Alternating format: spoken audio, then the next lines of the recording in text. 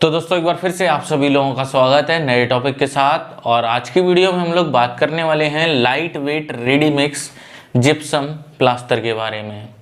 आजकल के ट्रेंड में देखा जाए तो हमारी कंस्ट्रक्शन इंडस्ट्री में ये एक बहुत ही कॉमन मटेरियल बन चुका है, जिसने जितने भी आपकी हाई राइज बिल्डिंग्स की ड्वेलिंग यूनिट्स हैं, अपार्टमेंट्स हैं, फ्लैट्स हैं, विलाज हैं, होटल्स हैं, तो उसमें सीमेंट प्लास्टर को 90% के केसेस में रिप्लेस कर दिया है।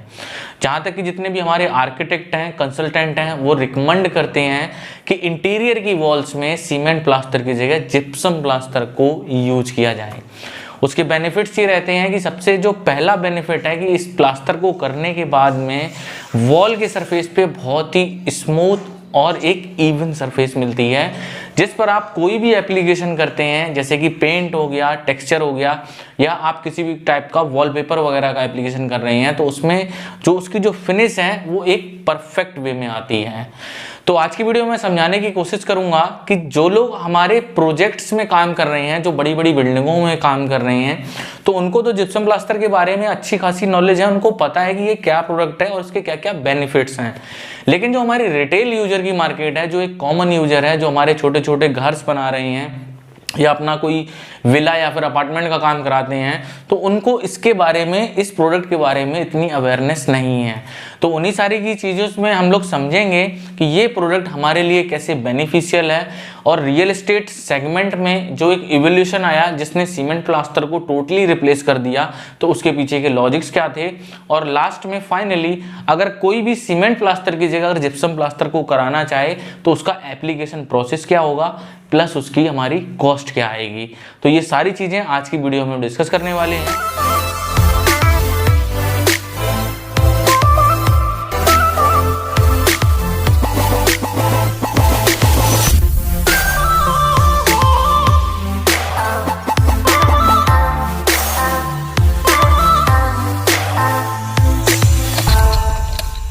तो चलिए दोस्तों, बिल्कुल बेसिक से स्टार्ट करेंगे और समझने की कोशिश करेंगे कि जिप्सम प्लास्टर का सिलेक्शन क्यों आपके लिए बेस्ट होता है compare to traditional cement plaster से। तो उसके जो मेन 4-5 रीजंस हैं वो मैं आपको एक्सप्लेन करूंगा। तो सबसे पहले हम सभी लोगों को पता है कि कभी भी हम सीमेंट प्लास्टर का काम करते हैं तो हमें उसका प्रोपोर्शन तैयार करना पड़ता है कि एक पार्ट सीमेंट लेना है, सैंड लेना है, उसको मिक्स करना है, तो उसमें हमारी मैन पावर वगैरह भी कंज्यूम होती है। लेकिन जिप्सम प्लास्टर के केस में ऐसा बिल्कुल भी नहीं है, क्योंकि ये आपका ready mix gypsum plaster bags में ये आते हैं। इनमें क्या करना होता है कि आपको 60 to 70% बाई वेट जो होता है वाटर को सिर्फ मिक्स करना है, अच्छा कंसिस्टेंसी पेस्ट बनाना है और एप्लीकेशन के यूज में ले लेना होता है।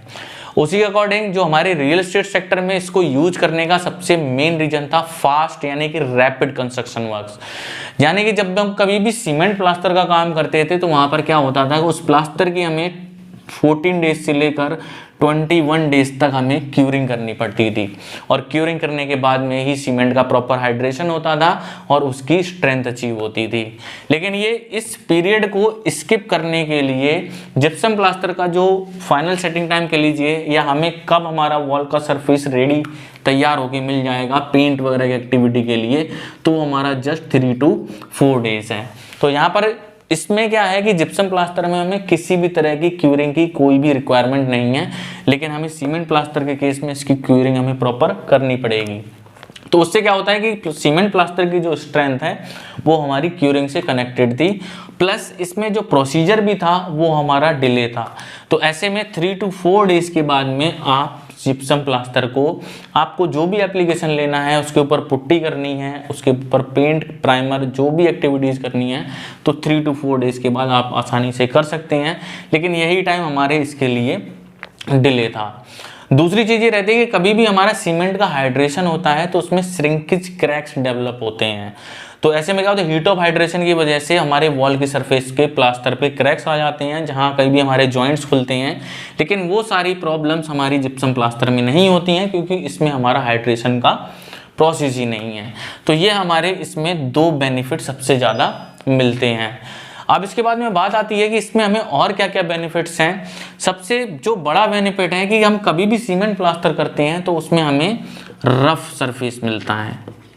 लेकिन जिप्सम प्लास्टर में जो हम लोग पीओपी की पनिंग करते हैं, जिसमें हमें एकदम स्मूथ और एकदम इवन सरफेस मिलता है, तो हमें जिप्सम प्लास्टर इतना फाइननेस अच्छी होने की वजह से स्मूथ एंड इवन सरफेस मिलता है, जिसकी अगर हम प्रॉपर से सैंड पेपरिंग कर दें इस सरफेस को, तो उसके ऊपर हम प्राइमर करके डायरेक्ट पेंट को अप्लाई कर सकते हैं। लेकिन रफ सरफेस होने की वजह से हमें इसमें सीमेंट बेस पुट्टी करनी पड़ती है, जिसके बाद में फिर हमें आगे की एक्टिविटीज़ करनी पड़ती हैं। तो रफ सरफेस होने की वजह से जो पुट्टी का कंजम्पशन है इसमें इसके कंपैरिजन में काफ़ी ज़्यादा आता है सीमेंट प्लास्टर के केस में, लेकिन इसमें हमारा लेस कंजम्पशन रहता है। अगर आप चाहो तो अगर आप घर के लिए जो भी हमारे रिटेल या कॉमन यूजर्स हैं, वो उस पुट्टी को अवॉइड करके उसकी सैंड पेपरिंग करा के जिप्सम प्लास्टर के बेस को अच्छा सा प्राइमर करा के डायरेक्ट आप पेंट भी करा सकते हो। इसके बाद में अगला बेनिफिट हमें क्या और मिलेगा कि लाइट वेट होने की वजह से ये हमारी थर्मल रेसिस्टेंस को भी कवर करता है, जबकि ये क्वालिटी हमारी इस ट्रेडिशनल प्लास्टर में नहीं होती है।